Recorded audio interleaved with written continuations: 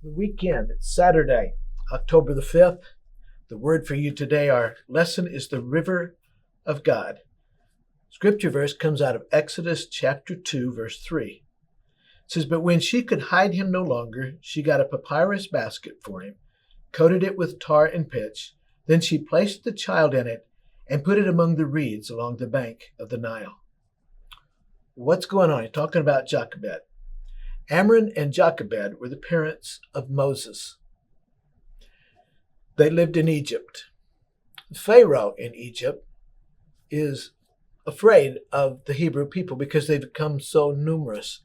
And he made a proclamation, edict, a law, that if a Hebrew baby boy is born, it's to be thrown into the Nile River. If it's a baby girl, she's allowed to live. And so Amram and Jochebed have a baby. This was back before ultrasounds, back before you knew what the baby was going to be. So she gives birth to this baby, and it's a baby boy.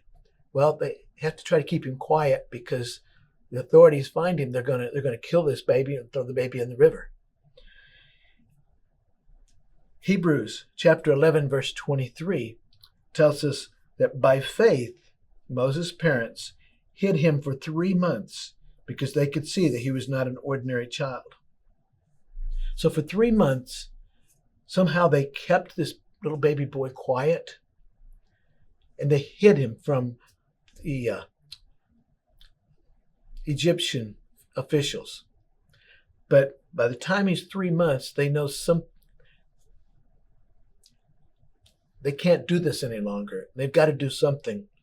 So his mom, Jochebed, makes this little basket and puts tar and pitch around it so that it will float, and puts him in it and puts it in the reeds by the river. The providence of God, Pharaoh's daughter goes down to bathe in the river, and she sees this little baby. You know, we all have good days and bad days. This was a day when she was very taken by this little baby and wanted to raise this child. Could have been on a bad day when she was mad or upset or angry and just wouldn't want anything to do with it. But God's timing is perfect, isn't it? So she goes down and she sees this. What's that over there? And they see this little baby. She goes, oh, it's one of the Hebrew children. And she takes the baby into her home and raises him. Think of the faith it took for Moses' parents. First of all, to hide him for 3 months, and then to put him in that basket in the reeds, trusting God to do what they couldn't do, and that's keep their baby alive. How can we have the faith that Moses' parents did? Well, first of all, spend time with God. Moses' parents had more faith in God than they did fear of Pharaoh. Is there something that you have more fear of than faith in God? Oftentimes we do. We're more afraid of certain things than we think God's not big enough. We wouldn't say that maybe in words, but we're more afraid of something because we just don't think God's going to do it or can do something about it. So spend time with God. And as we spend time with God, we gain more and more confidence in Him. The second thing, spend time in the Bible. God gives us instructions, direction in His Word for times in our lives. And sometimes we go through a difficult time, and God gives us a word, a scripture that helps us to make it through that time. Then spend time with other believers. When we spend time with other believers, sometimes we can help them. That encourages us, doesn't it? Sometimes they encourage us. But spend time with other believers. And then the fourth thing, spend time serving others. When the motivation is to serve others or serve God, we don't worry so much about the difficulties we have in life. We keep going and we look for faith in God. Because God, this person needs this, and I don't know if I can do enough to meet their needs. And then we just keep going, and then God provides, and boom. That person is encouraged, we're encouraged, and God gets the glory. But if we want to have faith, the kind of faith that Moses' parents had, we've got to spend time with God. We've got to spend time in His Word.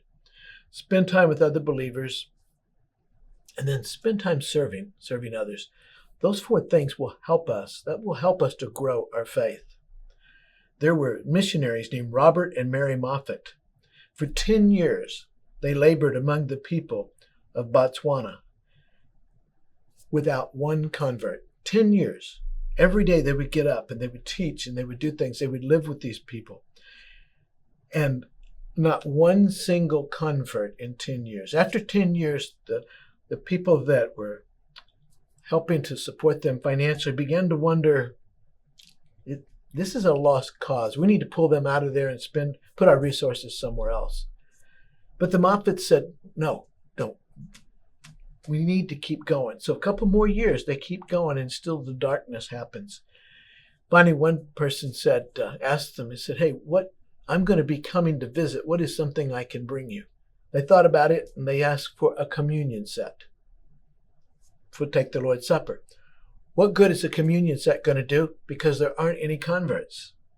The person got there, and just the day before that person got there, 6 people converted to Jesus Christ.